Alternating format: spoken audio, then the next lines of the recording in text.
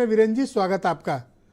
तो ये विरोध प्रदर्शन लगातार, पहले मैंने कांग्रेस का देखा, फिर समाजवादी पार्टी का देखा, कल बीएसपी का भी प्रदर्शन है। क्या बीजेपी वाकई में दबाव में है, या फिर ये बाबा साहब के नाम पर एक रस्म अदायगी हो रही है और बीजेपी को घेरने की कोशिश हो रही है? ये सिर्फ वोटों की राजनीति के लिए है, या वाकई में ये लोग मान सम्मान को लेकर बड़े चिंतित हैं? देखिए, बिल्कुल अब ये बात अंबेडकर के अपमान से आगे जा चुकी है, क्योंकि अब ये लड़ाई दलित वोटों की है।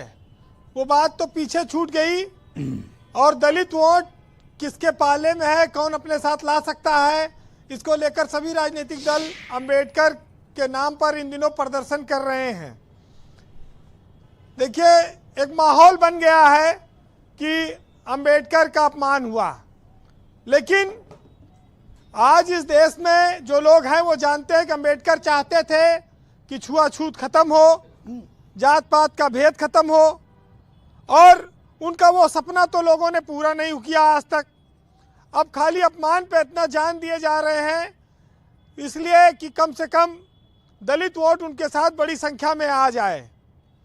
ब्रजेश जी, मायावती के लिए ये एक अंतिम उम्मीद है उनका एक प्रदर्शन, क्योंकि मायावती का जो हाथी है वो काफ़ी सुस्त पड़ चुका है, खुराक उसको मिल नहीं पाई है पिछले कई चुनावों से।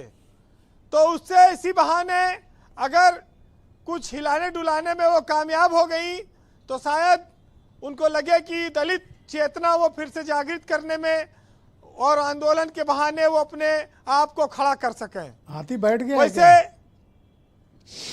अब इसको हाथी डुलाने कोशिश से ज्यादा आप नहीं देख सकते हैं, तो बैठा हुआ है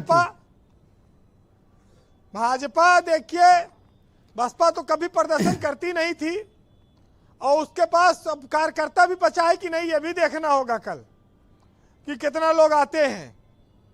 टीवी पे बैठ के अहमद खान साहब दावा तो बहुत कर रहे हैं, लेकिन जब नेता ही नहीं बचे, सबका निकाल दी या निकल गए, तो प्रदर्शन में आएगा कौन साहब?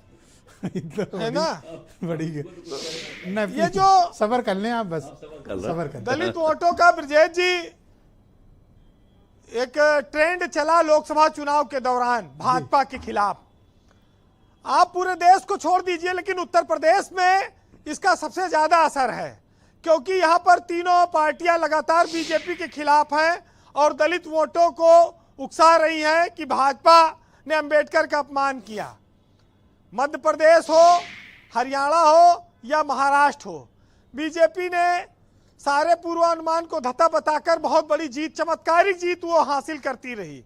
लेकिन यूपी में लोकसभा में भी वो फंस गई, और अभी भी दलितों के घर चाहे वो खाना खाएं, चाहे वो जितनी कोशिश कर लिए, लेकिन उन पर अपना पूरा विश्वास वो कायम नहीं कर पा रहे हैं, और यही सबसे बड़ी उनकी कमजोरी है। आज यूपी में दलित भाजपा से छिटका हुआ है और उसे जोड़ने के लिए वो भरपूर कोशिश कर रहे हैं, लेकिन तब तक एक नया बवाल आ जा रहा है। तो ये जो संविधान पे खतरा वाली बात आई थी, ये जो आरक्षण को खत्म करने वाली बात आई थी, उसने लोकसभा में भाजपा को खूब नुकसान किया है। अब वो अन्य राज्यों से इसकी भरपाई करके एक माहौल बना रहे थे, लेकिन यहां फिर मामला उल्टा पड़ गया है। हालांकि अभी यूपी में कोई चुनाव तो है नहीं, वक्त है, उसमें अगर ये डैमेज कंट्रोल कर पाए तो ये कर लें, लेकिन खाली महापुरुषों के लिए भाषण देने से काम नहीं चलेगा। महापुरुषों के सम्मान का अगर माहौल बिगड़ जाएगा तो उसका खतरा, उसका खामियाजा झेलना पड़ेगा। और तमाम लोगों ने, किसी ने स्मारक बनाया, मायावती ने बड़े बड़े पार्क बनाए अंबेडकर के नाम पर, लेकिन वक्त के साथ देखिए, कभी वो बीजेपी के साथ चला गया, कभी वो बीजेपी से अलग होकर इंडिया गठबंधन के साथ आया। वोट, दलित वोट जो है मतदाता, उसको अगर परमानेंट तौर पर कहीं पर अपने महापुरुषों का अपमान या असम्मान नहीं दिखेगा, तो फिर वो ज़्यादा देर वहाँ रुकेगा नहीं। उसको आरक्षण और अंबेडकर तो हर हाल में चाहिए, उनके बिना वो नहीं रह सकता। और यही वजह है कि जब माहौल बना तो वो बीजेपी के खिलाफ हो गया। इस देश में महापुरुषों के नाम पर शोर खूब मचाया जाता है, लेकिन उनके ना तो उपदेश माने जाते हैं और ना तो दी हुई उनकी कोई शिक्षा पर कोई अमल करना जी। चाहता है।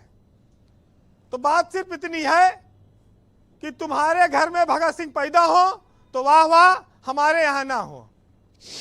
और तमाम सारी कुर्बानियां इस देश में रही हैं। फिलहाल अमित शाह की जिस भाषण को लेकर जो माहौल बनाया गया था वो अपने स्वभाव से जाकर अब उतर आया है। अब ये जरूर है कि आग बुझने नदियों धुआं उठता रहा है, जी, वो हाल चल रहा है।